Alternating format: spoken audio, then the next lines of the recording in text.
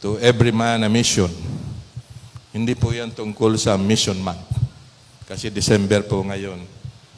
Tungkol po yan sa Pasko. Bakit naman yung mission ay tungkol sa Pasko? Ganito po yan, kapatid. December pa pala ngayon, teka. Merry Christmas pala, bago ko makalimutan. Merry Christmas sa ating lahat. At saka, happy birthday sa ating Panginoong Jesus. Siya ang pinuno ng ating simbahan. So, dalawa ang sineselebrate natin. To every man a mission. Ito ang napili ko, kapatid, na Christmas message. Bakit? Sa palagay ko, ganito yan. Pagkakaalam ko, may 3 misyon. At least 3 misyon. Marami. Kung bakit si Kristo ay pumunta sa atin sa lupa. Okay? At least 3 major mission. Number 1, siya mamamatay para sa ating kasalanan. Alam natin lahat yon. So hindi na kailangan ipaliwanag yon. Siya ay namatay, nabuhay mulit para tayo maligtas sa ating mga kasalanan. Lahat tayo naniniwala doon. At yung mission na yon ay natupad na. Okay? Natupad na ni Kristo yon. Si Kristo tutupad nun. Pangalawa, si Kristo, nung dumating sa lupa, naging tao, as fulfillment of the Scripture. Kasi yung Biblia, bago pa dumating si Kristo, nandyan na yung Biblia. Ang kulang na lang yung Messiah. So, makikita mo sa Biblia na 700 years bago pa dumating si Kristo, na-predict na dadating siya. Ang galing nga napakagaling. Sa Micah, ang yata kung saan siya ipapanganak, sa Bethlehem, if I'm not mistaken. Na-predict din na ipapanganak siya in the line of David. Na-predict yan na mga sinabi ng Diyos, hindi naman predict, sinabi ng Diyos na prophesy. Sinabi ng Diyos sa mga propeta, kay Isaiah, kay Micah, dito ipapanganak si Kristo, Bethlehem. Ito ang mga ninuno niya, line of David. Marami pang iba. Okay. That happened 700 years bago dumating si Kristo. Kaya Old Testament yon. Pangalawa yon. So, when He came as fulfillment of the Scripture, nangyari na rin yun. Na-accomplish na yon. So, wala na tayong pakialam doon. Na-accomplish na rin yun. Sabi nga, sa 2 Corinthians, kahit gaano karami ang pangako ng Diyos Ama sa atin, they are all yes in Christ. Yun ang ibig sabihin ng fulfillment of Scripture. Yung pangatlo at importante sa atin, yun ang hindi pa nangyayari. Ano po yung kapatid? Si Kristo dumating para bigyan tayo ng masaganang buhay, eternal life and abundant life. Meron na ba tayo? Parang wala. Kasi pag naririnig natin, puro problema. May sakit. Mahirap ang buhay. Mahirap sumakay. Diba? Mahal ang bigas. Yung bonus, sibuyas lang mabibili. Dati, nung bonus, parol man lang ang nabibili. Ngayon, sibuyas na lang. Anyway, ang hindi na lang natupad, kapatid, kasi gusto ng Diyos bigyan tayo ng abundant life, not material, spiritually abundant life. May peace, may prosperity, lahat na binibigay niya. Pero yun na lang ang hindi nangyari. Kaya siguro, yung heart ko na burden doon sa pangatlo na yon, ito ang napili ko na pag-uusapan natin. To every man a mission. Sa title, pwede nating tingnan ng dalawang perspektibo. Pwede nating tingnan yan na statement, to every man a mission. Okay? So, it's a fact. Walang question. Pwede rin natin dagdagan yan ng question mark. To every man a mission? Ibig sabihin, nagdududa ka. Hindi ka lubos na naniniwala na bawat tao ay may misyon. Okay? So kung ikaw yung pangalawa, ay pakiusap ko kapatid, kahit puyat ka kagabi, huwag ka namang matulog ngayon. Kasi ito ay siguro nangungusap ang Banal na Espiritu para ito sa iyo. Okay. So tayo po ay tatayo. Babasahin po natin yung ating verse. Ating verse po ay Exodus 2:23 to 3:12.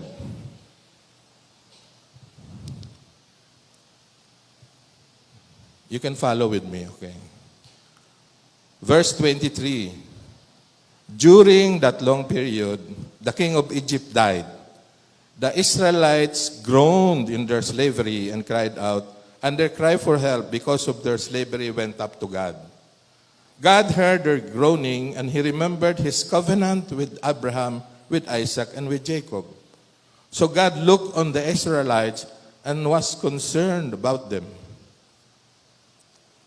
Chapter 3, verse 1. Now Moses was tending the flock of Jethro, his father-in-law, the priest of Midian, and he led the flock to the far side of the wilderness and came to Horeb, the mountain of God. There the angel of the Lord appeared to him in flames of fire from within a bush. Moses saw that though the bush was on fire, it did not burn up. So Moses thought, I will go over and see this strange sight, why the bush does not burn up. When the Lord saw that he had gone over to look, God called to him from within the bush, Moses, Moses. And Moses said, Here I am. Do not come any closer, God said. Take off your sandals, for the place where you are standing is holy ground. Then he said, I am the God of your father, the God of Abraham, the God of Isaac, and the God of Jacob. At this, Moses hid his face because he was afraid to look at God. The Lord said, I have indeed seen the misery of my people in Egypt. I have heard them crying out because of their slave drivers, and I am concerned about their suffering. So I have come down to rescue them from the hand of the Egyptians and to bring them up out of that land into a good and spacious land, a land flowing with milk and honey, the home of the Canaanites, Hittites, Amorites, Perizzites, Hivites, and Jebusites. And now the cry of the Israelites has reached me, and I have seen the way the Egyptians are oppressing them. So now go, I am sending you to Pharaoh to bring my people, the Israelites, out of Egypt. But Moses said to God, Who am I that I should go to Pharaoh and bring the Israelites out of Egypt? And God said, I will be with you, and this will be the sign to you that it is I who have sent you. When you have brought the people out of Egypt, you will worship God in this mountain. The Lord will bless us with this reading. Makakapuna po tayo. Kung pwede po sana, wag nating sasarahan yung Bible natin. Kasi babalik-balikan natin. Let us come to the Lord in prayer. O God, salamat po sa iyong banal na salita, Panginoon. Ito po ay puno ng buhay, ng pag-asa, ng pagmamahal. We praise you, Lord, for the life of Moses, whom you have called for a specific mission. Holy Spirit, be with us. Grant us the desire to trust and obey God's command, so that we will have a life without regret, an abundant life. This we pray in Jesus' name. Amen.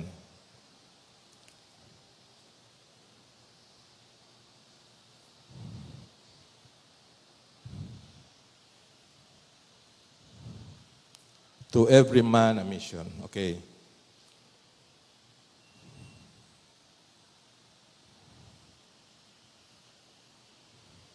Next slide, Balong. Ikaw na lang. Next slide. Sa isang survey ng magazine na USA Today, it was discovered that karamihan sa tao, kung kanilang makakatagpo personally ang Panginoon, ano ang itatanong? Ang tanong ay, what is my purpose or calling in life?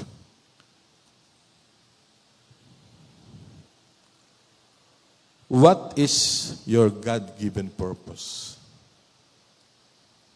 Alam na po ba natin yon?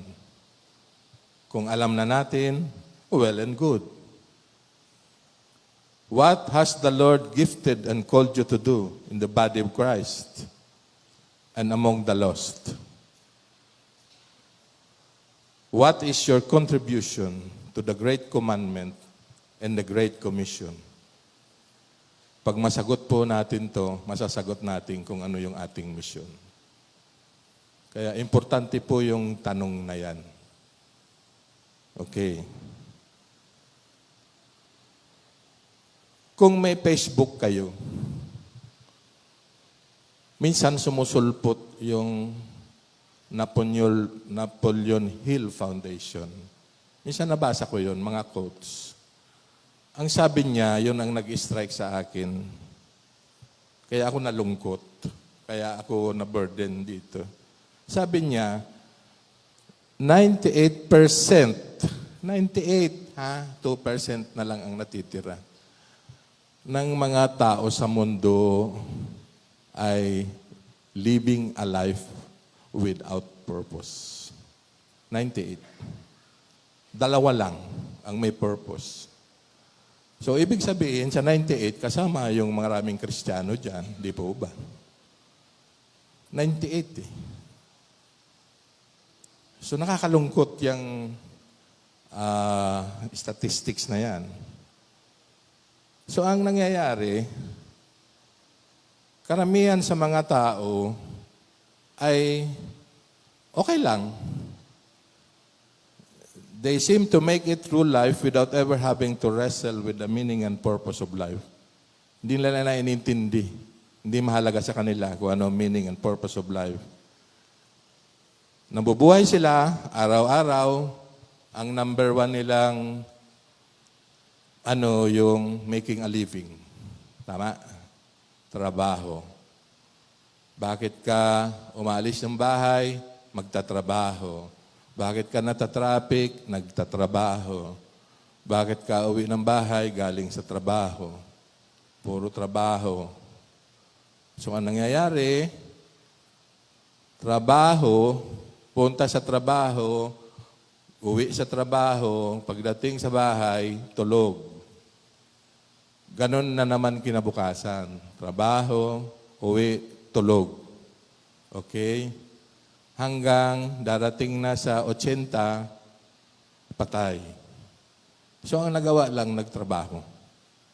Akala niya, yun na ang purpose ng life. Ay hindi ganon ang sinasabi ng Lord sa atin. Meron tayong mas mataas na halaga sa Kanya.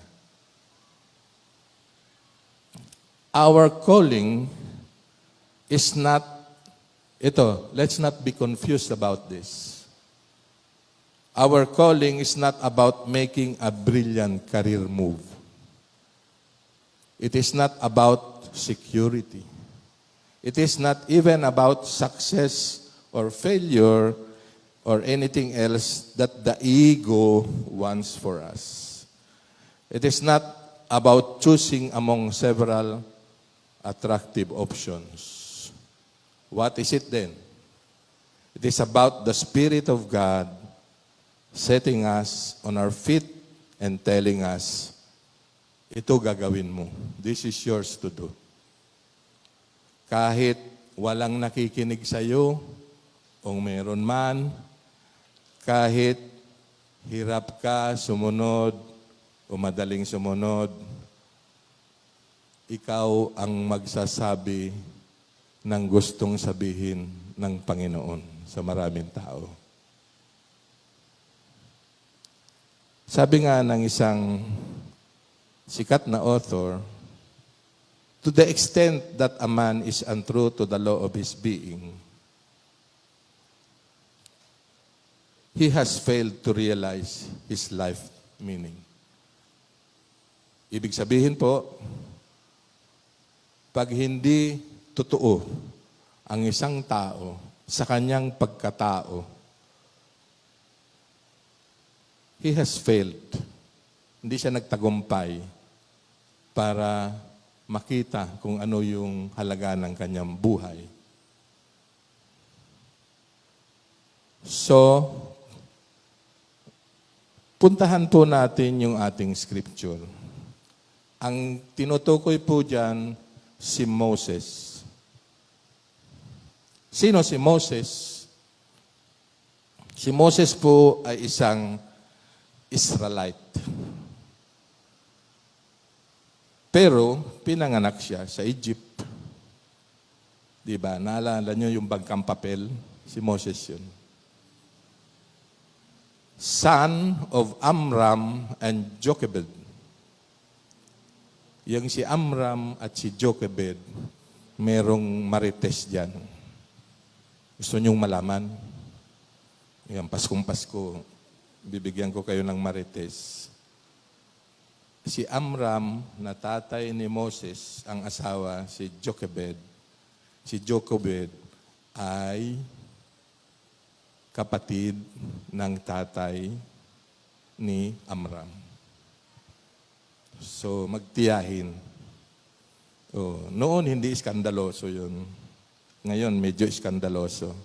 Anyway, hindi naman yan ang sadya nating marites ngayon. Si Moses is the younger brother of Aaron. Kilala nyo si Aaron. And Miriam, born during the decree that all male Hebrew children should be put to death.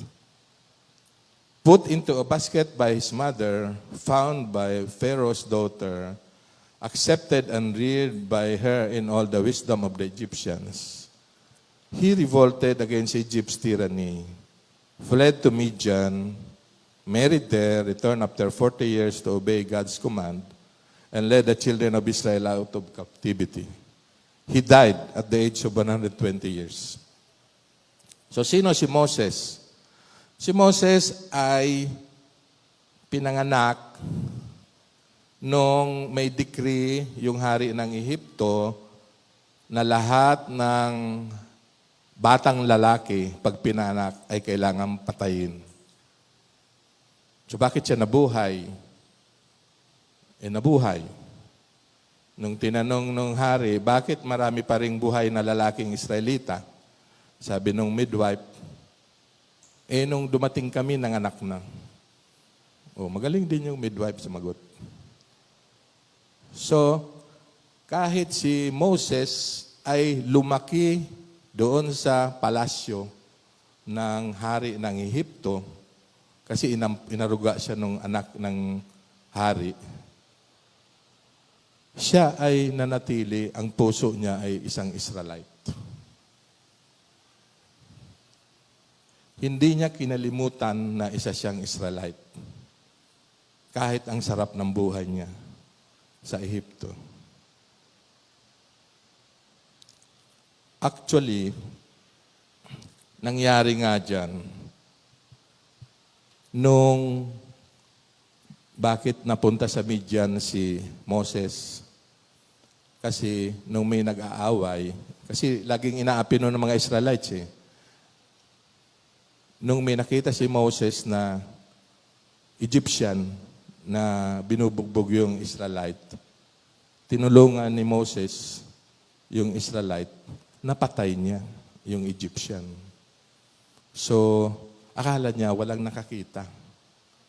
So, nanatili siya. Pero nung may nag-away na naman uli, ngayon naman, dalawa ng Israelites, yung isa sabi niya, o sino ka ba? Bakit makikialam ka rito? Papatayin mo ba uli kami kagaya ng ginawa mo doon sa Egyptian? Ay nung narinig niya yun, nahintakutan siya. Kaya tumakas siya papuntang Midian. At pagdating naman sa Midian, doon siya nakakita ng asawa. Yung asawa niya. Doon siya dinatnan ng angel na tinawag siya ng Panginoon. So yan po si Moses. Ang ganda ng description ng buhay ni Moses by Dwight L. Moody. Kilala niyo si Dwight Moody. Kilalang Christian yan. Sabi niya, on the first 20 years of his life, Moses thought that he was somebody. He was somebody. On the next 20 years, he learned that he was a nobody. Kasi tumakbo siya. Nung first 20 years, prince nga siya ng Egypt. So, inampon siya nung daughter nung king. So, masarap ang buhay niya. Somebody siya. Okay siya, maangas siya. Pero nung napatay niya yung Egyptian, takot siya, tago siya. But on the last 20 years, nung tinawag siya ng Panginoon, he discovered that a nobody can be a somebody if we heed the call of God. Bakit ko po sinishare ito? Kasi karamihan ganito ang nangyayari sa tao. Sa umpisa, parang okay tayo sa buhay. Tapos dadaan ng bagyo, parang, Lord, bakit naman ganito? Tatago tayo, hirap ang buhay, puro sakit. Pero after that, merong mangyayari na tatawagin tayo ng Panginoon. At yun ang nobody can be a somebody. Gusto lang siguro ng Panginoon na maging humble tayo sa Kanya. Okay? Ito. Next slide, Balong. Truth number 1. Yan. Pwede nyo nang pilapan yung mga bulletin. God hears the cry of His people. Sabi sa verse 23, the Israelites groaned in their slavery. Groaned, hindi lang cried. Humahagulgul. Parang namatayan. Bakit? Mababasa mo po sa Exodus 1, yung bago yung verse na yan, yung kalupitan ng hari. Yung chapter 1, verse 8, nung bago yung hari kasi na bago ay wala nang kilalaman kay Joseph. Kasi yung mga Israelites, nandun sila dahil kay Joseph, kapatid nila. Diba? Nung tagutom, pumunta yung mga kapatid ni Joseph, tapos dumami sila. Hanggang naging 2 million yata after 400 years. 2 million na yung mga Israelites. So nung nakita nung bagong hari, na-insecure kasi mas marami pa yung Israelites kaysa Egyptian. So sabi dyan sa chapter 1 verse 8, sabi niya sa mga tao ng hari, kailangan maging malupit tayo sa mga Israelites. Kasi sa dami nila, baka lusubin tayo, maggera, kampihan nila yung kaaway, kawawa tayo. So, nanggaling sa insecurity ng hari, yung ganon. So, anong ginawa ng hari? Talagang pinarusahan niya yung mga Israelites. Siya ng mga slave masters para tutukan yung mga pang-aapi, pang-aabuso. Kawawa yung mga Israelites. Hindi pa doon natigil. Dahil kahit inaapi na, sabi ng hari, itong mga Israelites nito, ang gagaling gumawa ng bata. Totoo naman. So, nagkaroon siya ng decree na lahat na batang lalaki ipapanganak, patayin. Dumating sa puntong ganun. So, inutosan niya yung dalawang midwife na Pag pinanganak lalaki, patayin mo. Pag babae, buhayin mo. Pero marami ring nakalusot. Kasi nga, ang sabi ng dalawang midwife, nung tinawag sila, bakit maraming buhay na bata? Nung dumating nga sila, ay nanganak na, huli na. Isa doon si Moses. Pero nung 3 months old si Moses, nang problema yung nanay niya kasi mahirap na itago. Natakot naman siyang mamatay, ipatayin yung si Moses. So ang ginawa niya, ang galing ni nanay, talaga bilib ako sa mga nanay dumiskarte. Nilagay niya sa basket at tinago niya sa talahiban doon sa... Kasi yung mga bata na mga makitang lalaki, kung hindi patay, dapat itapon sa Nile River. Alam mo yung Nile River, napakalalim, napakalawak nun. Patay ka talaga doon. Doon niya nilagay sa talahiban, malapit sa riverbank. Alam niya na kada umaga, naliligo doon yung anak ng hari. So may intelligence yung nanay. Ganun nga nangyari. Nung nilagay niya yung basket na nandun si Moses, tama-tama, padating yung dumadaan yung basket. Nakita nung anak ni Pharaoh. So sa madaling salita, ay hindi naman pinatay, pinaalagaan, at nung malaki na, pinalaki sa palasyo. So privilege si Moses. So yung groaning ng Israel, yun, pinapatay. Pinapatay yung mga anak nila, pinahirapan sila sa trabaho. Tapos talagang talaga, kung makikita mo, pahirap yung hari ito na hindi kilala si Joseph. Yung mga hari dati, kilala si Joseph, mabait sa mga Israelites Pero ito hindi. So, ano yung unang makikita natin? Ang Diyos is a God who hears our prayer. Yung mga Israelites ay groaning in their slavery. Nakinig ang Diyos kanilang panalangin. Okay? Our God is a God who hears our prayers. Sinasabi ko lang ito kasi baka minsan nababawasan yung tiwala natin sa Panginoon pag nananalangin tayo. Merong sikreto pala, baka hindi natin alam. Alam mo, doon sa Luke 18, yan, nakalagay dyan. Sabi dyan, ito kasi, many times we give up praying before we receive an answer. Kasi minsan, 1 beses, 2 beses lang tayo nanalangin, quit na tayo. Ayaw na Lord noon. Sabi niya, one day Jesus told His disciples a story to illustrate their need for constant prayer. Dapat ang prayer constant, paulit-ulit. And to show them that they must keep praying until the answer comes. Yun ay Luke 18. Remember, sa ating pananalangin, that delays are not necessarily denials. Baka sa atin, na-delay lang ng 1 araw, 2 araw, tumigil na tayo, o hindi na nga dumating. Sayang. Constant ang prayer. And keep praying until the answer comes. Ano yung mga, next slide, Balong. Ano yung mga prayers na gustong sagutin ng Panginoon ng mabilis? Dito makikita natin kung kanina God hears our prayer. Dito naman, sa verse 24, sabi ito, He remembered His covenant with Abraham. Nung nananalangin yung Israelites, naalala niya yung covenant niya kay Abraham. Nagagawin niyang, ibe-bless niya yung nation ni Abraham, yung Israel. Andyan niya sa Genesis 12:2.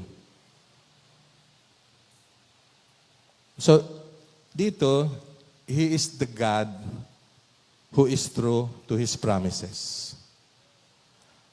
Napakahalaga po nito, mga kapatid. Sabi nga sa Numbers 23:19, kalagay dyan, God is not a man.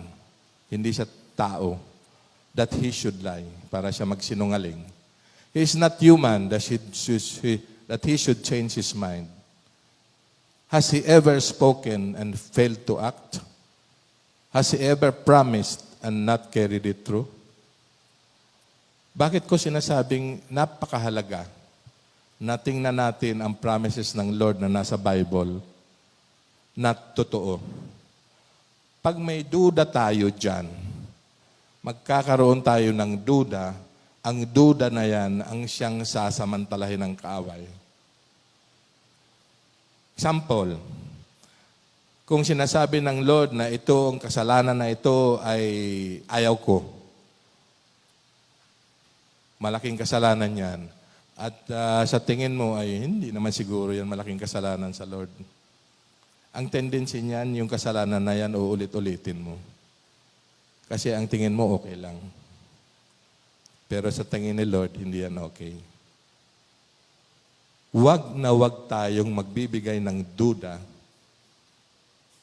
sa salita ng Diyos. Kasi doon papasok ang kaaway. Doon kanya titirahin. Yan, it's the doubt that destroys, sabi nga. The Bible contains over 7,000 promises from God. 7,000. Ilan po ba ang alam natin? Baka 700 lang. So, ang dami pa nating hindi alam. Why did God go to such great lengths to record so many promises to His people? Bakit? Bakit binigay sa atin ng Diyos yung mga promises na yan? Wala lang? Hindi. Psalm 119, sabi ni David, "Remember your promise to me, for it is my only hope." Ito lang ang aking pag-asa. Your promise revives me. Revives. Patay na, nabubuhay pa. It comforts me in all my troubles. Pag meron ba tayong trouble, pumupunta tayo sa promises of God? Dapat, kapatid. Si David ang nagsabi nito, "It comforts me in all my troubles."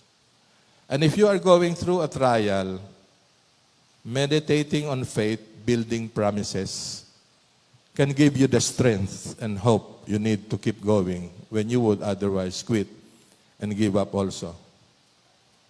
Next slide. Ito, kapatid, subukan natin. Try promise-centered prayers instead of problem-centered prayers. I can guarantee you it will change your life. Now, the Bible teaches us that Jesus carries out and fulfills all of God's promises, no matter how many of them are. So God is serious about His promises. And He honors those who take them seriously. So, start getting serious about taking God at His word and discover for yourself that He is the God who keeps every promise. Psalm 146:6. Lastly, to say that we have faith in God, para sabihin daw natin na tayo ay may pananampalataya sa ating Diyos, means that we are trusting in God's promises. Ang faith natin nakaangkla sa promise ng God. Kung wala yun, anong klaseng faith yun? Saan nakaangkla yun? Wala kang hope in the future. Means that we are trusting in God's promises for our future because of what God has already done for us in the past. Faith properly begins with the promise. Rest in it and ends in it. So yung pangatlo dyan, God is concerned about the welfare of His people sa ating bulletin. Hindi ko na kailangang ipaliwanag yan. Alam na natin yan. Truth number 2. God calls His people to a unique mission. Tingnan natin yung nangyari kay Moses. Verse 1. Nasa Midian siya, nagtatago. Kasi may ginawa siyang kasalanan. Tinawag siya ng Diyos, take off your sandals, you are on a holy ground. Hiding place to Horeb, holy place. Ang galing ng Panginoon. Sino bang makakagawa niyan?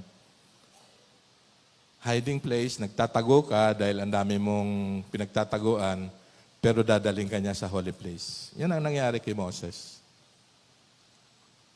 Kahit sa atin, sa ating ministry, maraming ministry,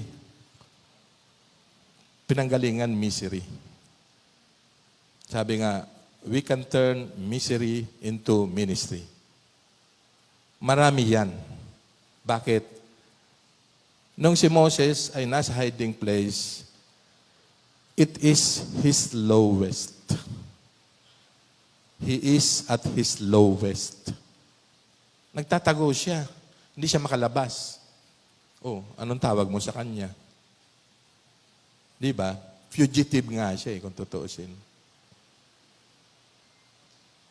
Pero, tinawag pa rin siya ng Panginoon. Same thing, ako ang tinitingnan ko, ang Panginoon, mas tinatawag yung mga nasa hiding place kaysa yung mga nasa top of the office. Kasi pag ang tatawagin niya, sa tingin ko karamihan, kung ang tatawagin niya, presidente ng ganito, ganito, ang daming titulo, ay hindi madaling sumunod yun. Pero kung kagaya ni Moses na nagtatago sa batas, wala na itong pupuntahan Kaya ang daling tawagin. Kaya tayo mga kapatid, kung tayo man ay nandun sa lugar na kagaya ni Moses na nasa hiding place, hindi naman kailangan nagtatago tayo sa batas, hindi naman tayo pumatay. Pero pag nandun tayo at our lowest, expect a call from God. Doon kanya tatawagin. Kasi madali tayong sumunod. Humble tayo sa ganyan. Okay. Next. Sabi ng Lord, verse 5, God said, take off your shoes, take off your sandals, for the place where you are standing is holy ground. Very symbolic yung taking of sandals. Kasi pag sinabing take off your sandals, sapatos, ginagamit natin papunta sa opisina, papunta sa eskwelahan, sa mga trabaho natin, sa mga okasyon. Sabi ng Lord, magpaa ka lang. Hindi ko kailangan ang titulo mo, hindi ko kailangan pinag-aralan mo, hindi ko kailangan kung ano man ang meron ka. Pagkatao mo lang. Kaya nga, sinasabi natin, ang calling is a personal call. Unique personal call. God calls us from the essence of our being. Tingnan natin yung nangyari kay Moses. Wala lang ito sa Bible. Pero sabi nung isang author, ganito yata ang dialogue ng dalawa. Although, pwedeng hindi sila nagsasalita, pero nagkakaintindihan na sila sa isip nila. Nung sinabi ng Lord, Moses, Moses, sabi niya, here I am, sabi niya. Bago niya sinabi na pumunta ka doon sa Egypt, ikaw ang magliligtas yung mga kababayan mo para umalis sa slavery. Sabi niya, ganito daw ang dialogue. Sabi ng Lord, Moses, di ba Hebrew ka? Di ba ikaw ang Israelita? Hindi ka naman Egyptian. Israelita ka. Ang totoo niyan, kaya ka nandyan sa Midian dahil nakapatay ka. Okay? Wala namang matatago sa Diyos si Moses. Wala naman tayong matatago sa Diyos, di ba? So, tango na lang si Moses. Oo nga, Totoo yun. Kapatay ako. Alam ng Diyos na si Moses, hindi niya natitiis yung injustice. Napansin niyo? Nung may nangyayaring injustice, napatay nga niya yung Egyptian eh. Hindi niya natitiis yun. Kasi ganun ang niya sa mga Israelita. So alam ng Diyos na si Moses ay ayaw na ayaw niya makita may injustice. Eh yung Israel, ano ang iniiyak nila? Injustice. Oh, so sabi ng Diyos, strike one. Meron pang isa. Di ba Moses, nandun ka dati, ang sarap ng buhay mo doon sa Egypt, sa palasyo. O ngayon, nandiyan ka sa Midian, no? Ano ngayon? Nag-aalaga ka lang ng mga tupa. Nagtatago ka, actually, fugitive ka. Oh. So, si Moses is dislocated. Alam niya ang pakiramdam ng wala sa sariling lugar. Alam niya. So nakita ng Panginoon yun. Yun ang nakita ng Panginoon. Kaya yun ang nakita ng Panginoon. Si Moses, dahil ayaw niya ng injustice, galit na galit siya sa injustice, siya ang babagay para yung mga biktima ng injustice ng Egypt ay alisin. Okay? At dahil siya ay wala sa tamang lugar, sa sariling lugar, ay yung Israelite din naman, hindi naman sila taga doon eh. Hindi naman sila Egyptian, mga Israelite sila. So ano ang sinasabi dito? Tinitingnan ng Diyos, kung may tawag ang Diyos sa atin, personal. Tayo, iba-iba tayo. Iba-iba ang pagkatao natin, iba-iba ang pinagdaanan natin. Okay? So, in the essence of our being, sabi nga, sabi niya kay Moses, you are someone who is not willing to get injustice go unanswered. And your care for your people and their well-being is deep and genuine. Sabi ng Lord, ngayon, nakilala mo na ang sarili mo. Ang Lord pa ang nagpakilala. Ngayon, Moses, na kilala mo na ang sarili mo, kagaya ng pagkakakilala ko sa iyo. Tinatawag kita to do something out of the essence of your being. Kaya nga personal. Ang gustong mangyari ng Lord, we will do something out of the essence of our being. So magkakaiba yan. Magkakaiba yan sa atin. Magkakaiba ang ating sitwasyon. Magkakaiba ang ating pamilya. So ang makikita natin dito, ang matututunan natin, that Moses' calling was inextricably interwoven with his human situation and his personal history. Kinoconsider ng Lord yun. Moses' passion for his people and his long sense of justice that had caused his violent outbursts back in Egypt lay at the heart of what God has now asking him to do.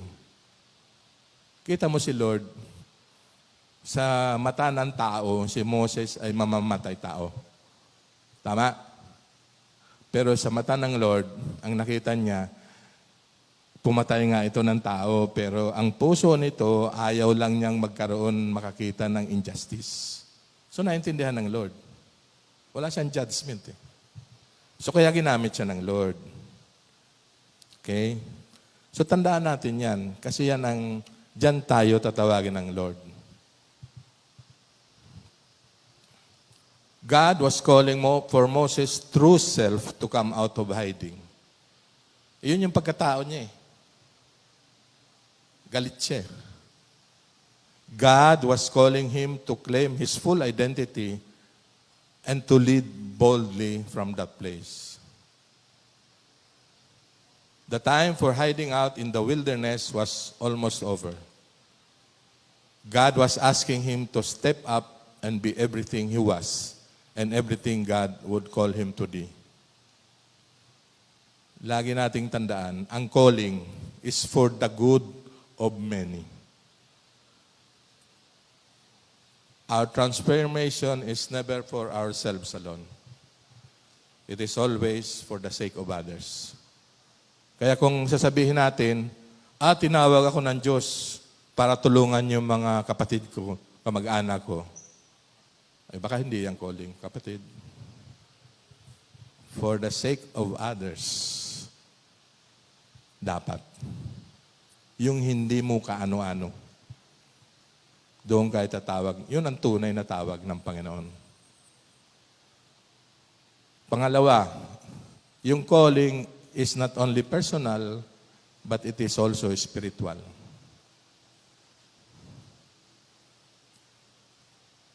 Before calling has anything to do with doing, it has everything to do with our being. That essence of ourself that God knew before the foundation of the earth, that God called into being, and that God alone truly knows. It's the call to be who we are, and at the same time to become more than we can yet envision. God called Moses to be who he was, but he was also calling him to become something that he was not yet. Moses did not yet see himself as the kind of leader God knew him to be. Nung tinawag siya, hindi pa niya alam kung anong gagawin niya. Sabi niya lang, tinatawag kita. Next slide, Balong. Kaya yan, personal and spiritual. Our calling is first and foremost the calling to be yourself. Kaya nga, take off your shoes. Walang titulo, walang pretense, walang maskara, walang pride, walang ego, walang posisyon. Hubad. Hubad tayo, haharap sa Diyos. Our calling, therefore, begins with who we are really. Yung totoong tayo. Not who we think we are. Hindi siya kung sino ang akala mo sa sarili mo. Not who we like to be. Hindi siya kung anong gusto mo mangyari. Not who others believe us to be.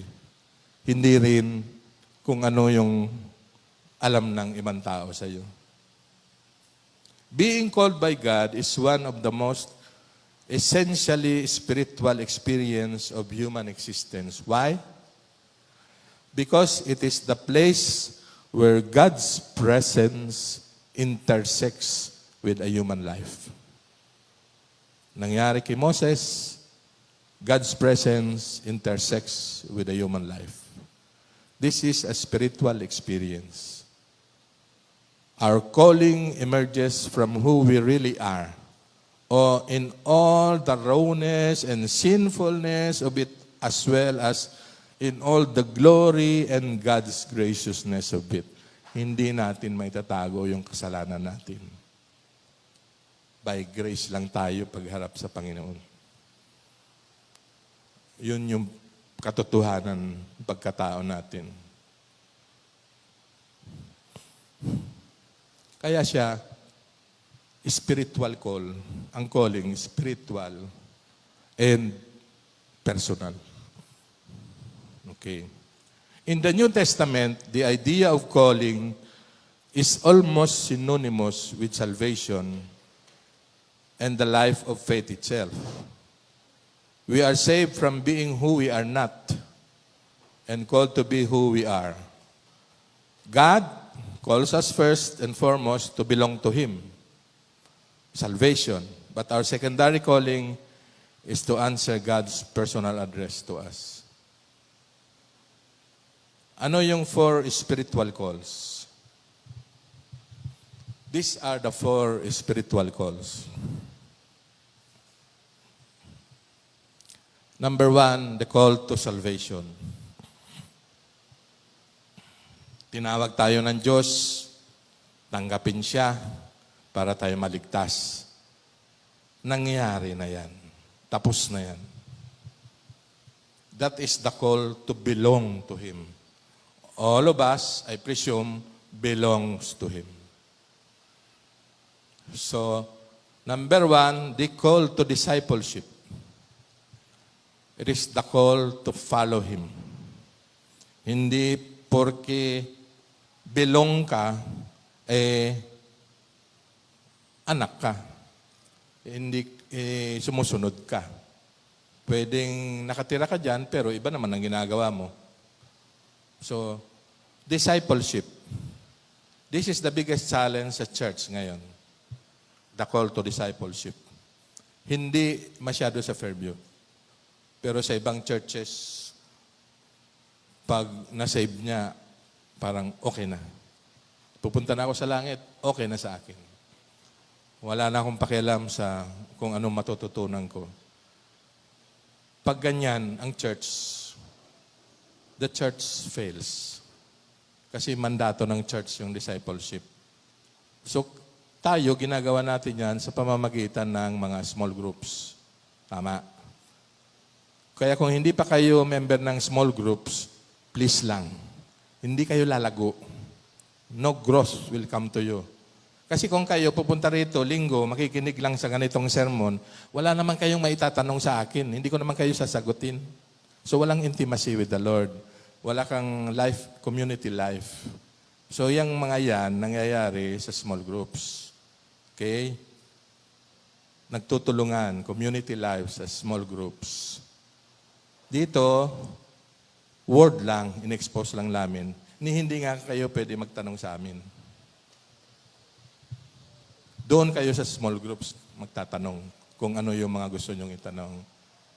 Importante yan discipleship. Huwag natin kakaligtaan yan. Hindi ko naman sinasabing hindi tayo makakarating sa langit kung wala yan, pero hindi natin alam, mga kapatid. The call to serve. The call to serve God. Ministry. Alam na natin to. The call to serve God. Mapalad ang FCF, maraming volunteers. Okay? At nakakatuwa, kagaya kay JB, pinag-pray natin, chaplain na yan. Marami tayong kasama, pastor sa ibang bansa. Diba? Lagi kong sinasabi, kasel group namin, hindi naman nag-aral sa seminaryo. Nung pumunta yung isa sa Florida, pastor ngayon. Yung isa, sa New Jersey yata, pastor. Yung isa, naakala namin, yun ang pinakapasaway sa amin, pastor sa Tagaytay. Oh, kami nga yung mamabait. Siya yung pasaway. Pero bakit gano'n? Hindi natin alam. Hindi natin alam anong nangyari sa kanya. Bakit siya naging pastor? Kasama lang namin sa cell group yun. Wala namang formal studies yun sa seminaryo. Nagkaroon lang ng desire. So, anyone can serve God. Anyone. Pag tinawag tayo, go tayo kagad. Mga kapatid, huwag na nating hintayin. The call to leadership. Ito, mabigat-bigat ito. Pero, palagay ko, dadaanan natin lahat yan. Salvation muna, discipleship muna, bago service, bago leadership. Okay? Dapat nagpo-progress tayo sa mga calls na yan. Kaya ngayon, kung kayo nasa 1 pa lang, punta na kayo sa 2, punta na kayo sa 3, punta na kayo sa 4, para sure kayo, ang kapatid. So calling is not only a matter of being, personal call, spiritual call, and doing what we are, but also of becoming what we are not yet, but are called by God to be. Si Moses, hindi niya alam kung anong ipapagawa sa kanya.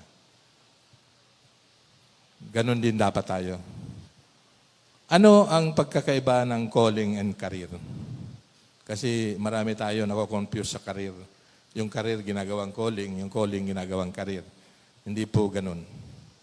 Oftentimes, people are confused on career and calling. When we speak of calling, we speak about the spiritual focus of your life. Whatever your career may be, doctor, lawyer, teacher, engineer, pastor, janitor, you have a calling or a purpose that is higher and more eternally significant than what you do for a living. Yung career, for a living yun. Yung higher purpose, yun ang calling. Pero, pwede rin itong medyo pagsamahin ng konti. Ako, kikwento ko sa inyo. Nung naimbitahan ako noon ng, siguro mga 15 years ago, o 20 years na, tagal na. Member ako ng Fellowship of Christians in Government. Ang usapan namin, 3 oras lang. Kasi 1 oras si Ate Ruby, i-introduce na yung mga forms ng BIR. Ako naman yung mga na-encounter na problema, anong solusyon, ganun. So nag-request nila na kung pwede merong Christian na magpapaliwanag sa kanila. Okay. Na walang bayad. Yun. So, nag-speak kami doon, magde-deadline yata yun. Yung 3 oras, inabot ng 6 na oras sa dami ng tanong. Tapos dahil hindi naubos yung tanong, iniwan ko yung cellphone ko. Sabi ko, kung meron kayong tanong, tawagan nyo na lang ako. Wala ring bayad dyan. Bakit ko kinikwento yung kapatid? Alam mo, kahit ako napagod, 6 na oras, pagod na pagod. Actually, nawalan ako ng boses. Doon sa ano na yun. Pero, na-realize ko, aba, pwede pala itong ministry. Kasi ang daming negosyante, kulang ang kaalaman pagdating sa pagbubuwis. So, nagre-reklamo sila. Pag pinadala ng sulat ng BIR, gagalit sila. Kasi hindi napapaliwanag. Kailangan lang ipaliwanag. Ako pinapaliwanag ko. Ang dami nila. Doon nakita ko, sabi ko parang, gusto ko pag-retire ko, ito nga asikasuhin ko. Tutulungan ko yung mga ito na maging maayos. At hindi sila lolokohin, yung walang panloloko, yung aayusin at ipapaliwanag mo. Ako nakita ko yun na opportunity na napakaganda. Kasi ako alam ko meron akong pwedeng i-share sa kanilang knowledge, sila naman nangangailangan nun. So mga tipong ganun. So sa tingin ko, pwede rin yung alam mo na hindi alam ng marami, pwede yung gamitin ng Lord. Kasi ang Lord naman, mapapansin nyo, doon sa truth number 1 natin, God answers our prayer, di ba? Pero ang pinadadala niya, tao. Tayo. Si Moses, tao. Hindi naman siya talaga God is true to His promises. Ang promise niya, deliverance. Ang pinadala niya, si Moses. Lahat na sagot ng Diyos sa dasal ng tao, ang pinadadala tao rin. Kaya tayo, humanda tayo, ipapadala tayo. Ipapadala ka. Okay. Your calling and career. Number 3, overtime na tayo, Balong. Diba, lipas ko naman ngayon. Meron namang Noche Buena pag-uwi ng mga yan. Number 3, last. Okay. Kung kanina, take off your shoes. Nangungusap sa atin ang Panginoon on a personal and spiritual level. Ito naman, pag sinabi, so now go, I am sending you to Pharaoh to bring my people, the Israelites, out of Egypt. Pero sabi ni Moses, ito ang problema. Kailangan maging aware tayo. Si Moses, nung pinadalan siya, hindi niya, nung wala pang command, nung tinatawag pa lang si Moses, Moses, andito ako. Okay, ang bilis. Papadala kita kay Pharaoh, pero para alisin yung mga Israelites sa Egypt. Ha? Kaya ko ba yun? Ganun na. Natural, tao lang si Moses. Sabi niya, verse 11, But Moses said to God, Who am I that I should go to Pharaoh and bring the Israelites out of Egypt? Who am I? Sino ba ako? And God said, I will be with you. Sa lahat ng calling, isa lang ang tanging sagot ng Diyos, kasama mo ako. Hindi mo alam ang ipapagawa ko sa'yo, pero kasama mo ako. You may feel resistance or ambivalence, natural. Sino ba naman ako? Adequate, inadequate. Kasi, unang-unang kalaban natin, meron na tayong preconceived plan. Gusto na natin, Lord, hindi na matutuloy yung ganito. Paano na yung pagyaman ko? Paano na yung boyfriend ko? Paano na yung bakasyon ko? Oh, baka doon tayo nanggagaling.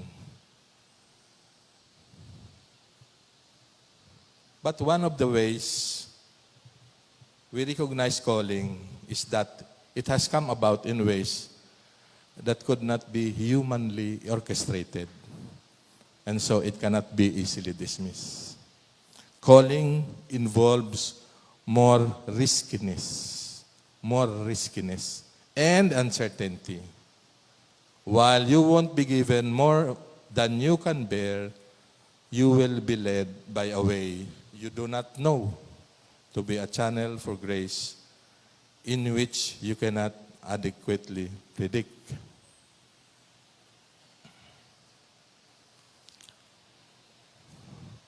When Moses asked, Who am I to even think of doing such a thing?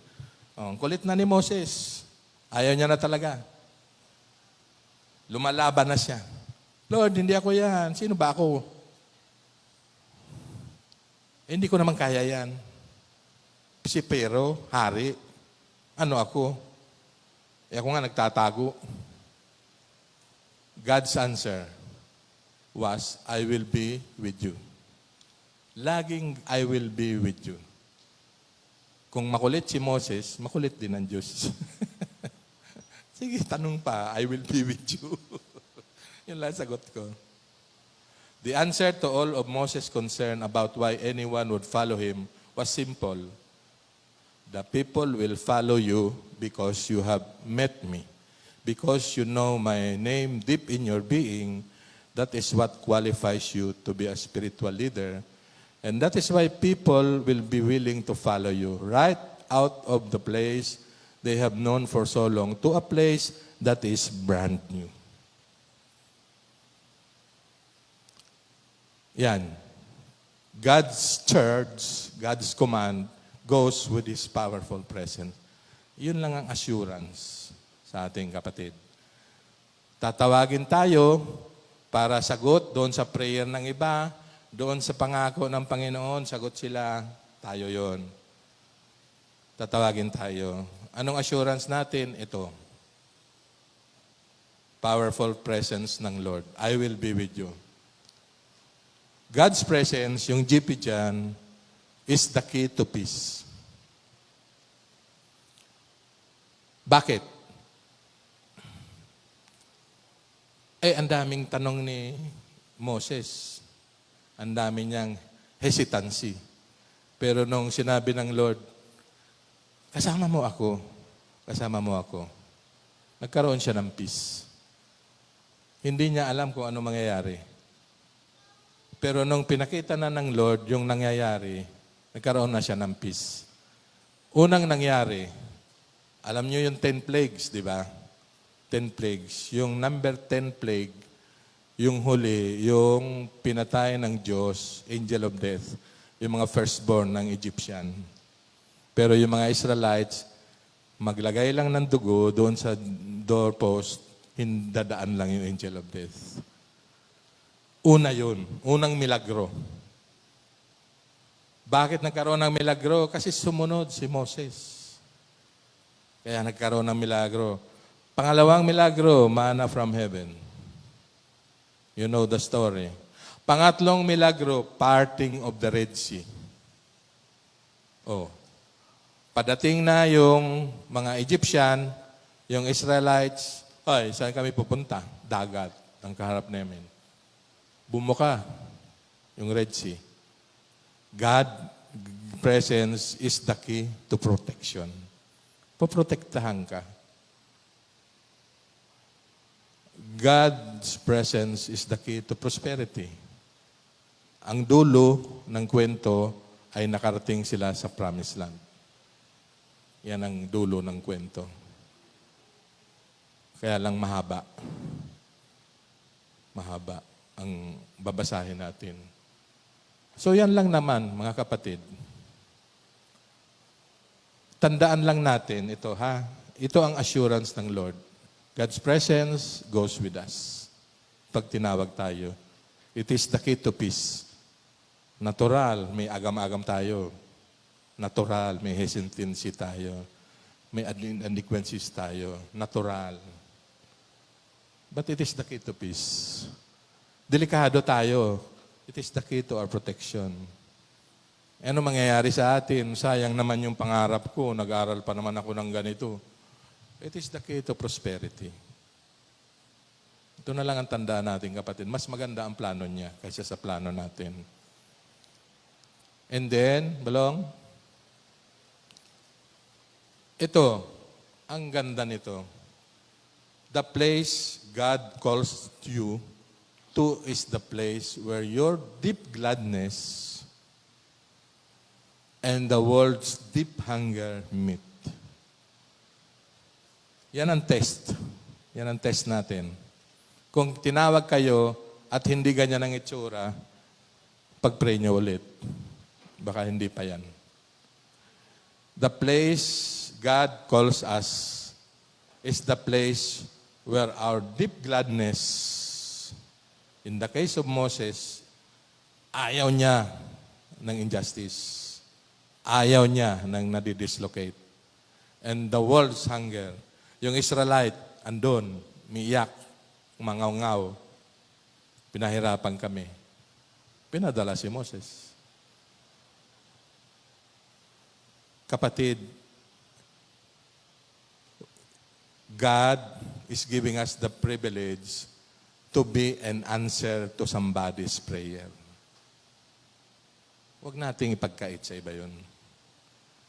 God is giving us, is involving us to participate in His glorious promises na yung mga pangako niya, tayo ipapadala. Tayo. Tayo ng mga anak niya. Okay. Remember, conclusion. Anong oras ba dapat ako matapos, Balong? Akala ko 12 o'clock. Sorry. Conclusion. Hindi, ito naman, makakatipid na kayo sa paggawa nyo ng New Year's resolution. Kasi mas maganda ang ito na lang ang gawin nyo. Bibigyan ko kayo ng guide. Conclusion. Remember that God has a plan for your life.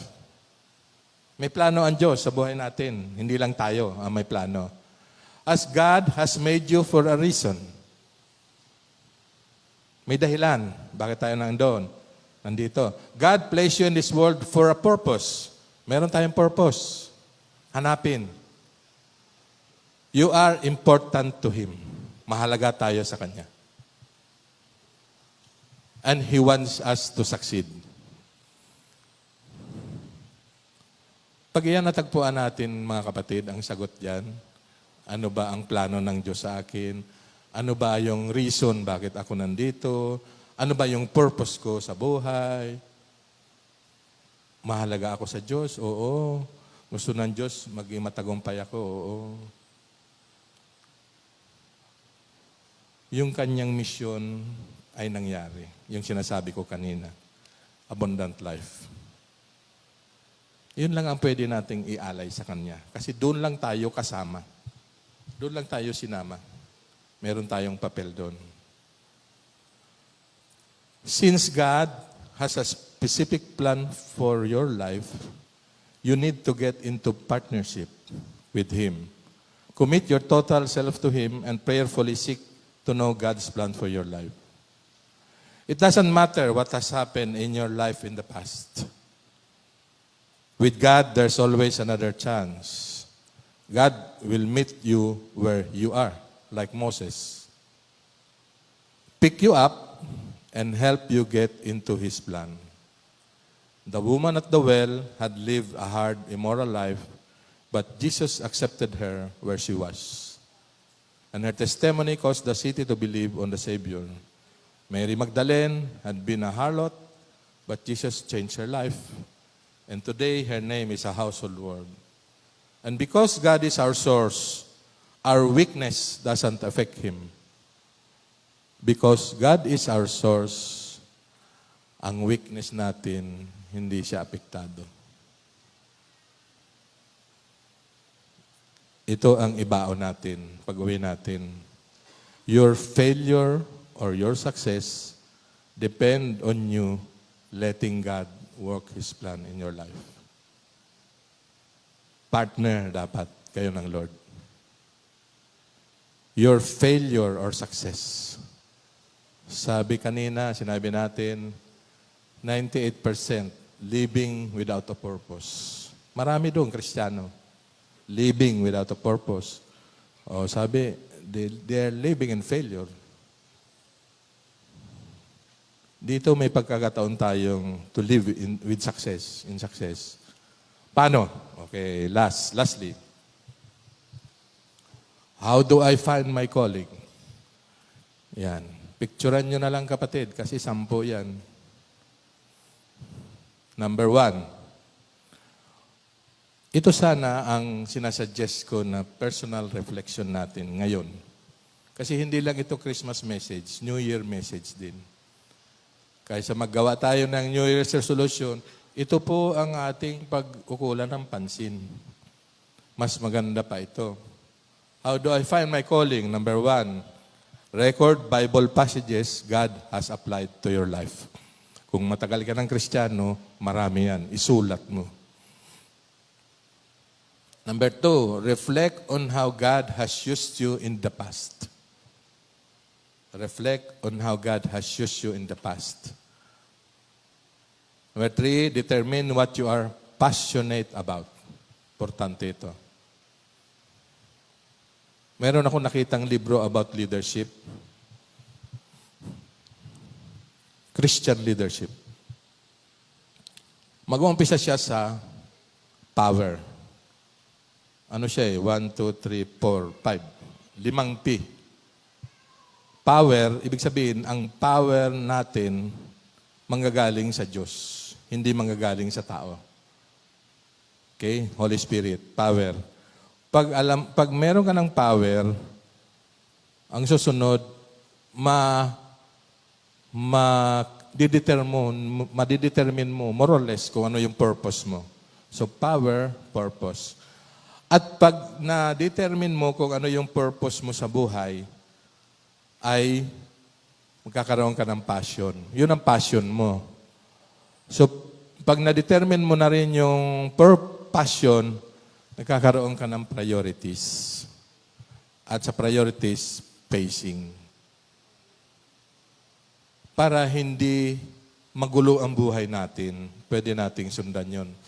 Power, the Holy Spirit, purpose, from God.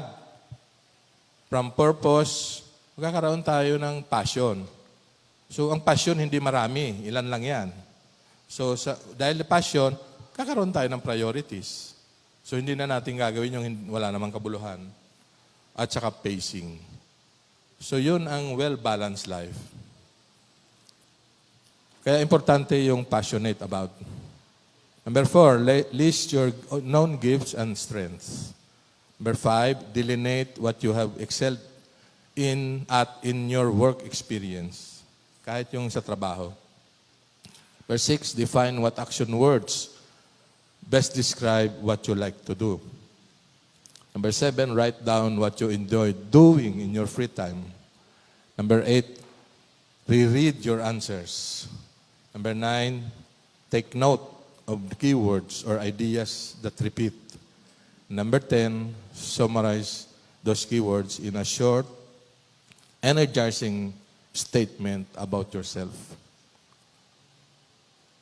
Isa rin sa mga dahilan kung bakit ito yung napili kong sermon sa ngayon, kahit mahaba, ay katatapos lang po natin sa church ng strategic planning. 5 years po yun na binuno ng inyong leadership. Alam mo, nag-umpisa kami doon, Marso, natapos kami July. Every Saturday, may session kami, 9 to 3. Lahat hinimay namin. What's wrong? At ano yung mga opportunities na nagpe-present sa FCF. Kung ang church may plano, with more reason na meron tayo, mga kapatid. Hindi yung mag-uumpisa tayo ng 2023, ang sasama lang pala tayo doon sa 98% na walang purpose. Baka naman pwedeng umalis na tayo doon. Subukan natin. Subukan natin. Ano ba ang tawag sa atin ng Panginoon? Psalm 138. The Lord will fulfill His purpose for me. Galing sa Lord. Okay? So, let me end this with a reminder from Isaiah. Isaiah 43, 18 and 19. Forget the former things. Do not dwell on the past. See, I am doing a new thing. Now it springs up. Do you not perceive it? Kapatid, wag na nating ibaon yung mga sorrow, yung mga regret, kung ano pa man, former things. Wag na nating dalhin sa 2023. Iwanan na natin. Hindi pa ba kayo napapagod? 2 taon tayo may pandemic, ang daming namamatay. Sa amin nga, sa opisina, katabi ko, 2 namatay. Kaya kinabahan tuloy ako. Makakatakot kaya. Nakita mo pa lang nung 1 linggo, nagkakape doon sa kabila. Tapos, patay na. Ang hirap. Huwag na nating dalhan yan. May purpose ang Lord dyan, na-accomplish na siguro yung purpose niya. Let's begin a new thing, a new life, a new beginning, a fresh start. Bihira, binibigay ng pagkakataon ni Lord yan. Tuwing New Year lang, pwede tayo mag-umpisa. New beginning, new start. Okay? New day, new plans. Lahat bago. Forget the former things. Let us not dwell on those things na hindi naman natin mababago na. Hindi na natin mababago yan. Wala tayong kapangyarihan na mabago yan. Do not dwell on the past. I am doing a new thing. May ginagawa ang Panginoon na bago. Ha? Kapatid, yan ang pangako niya sa ating.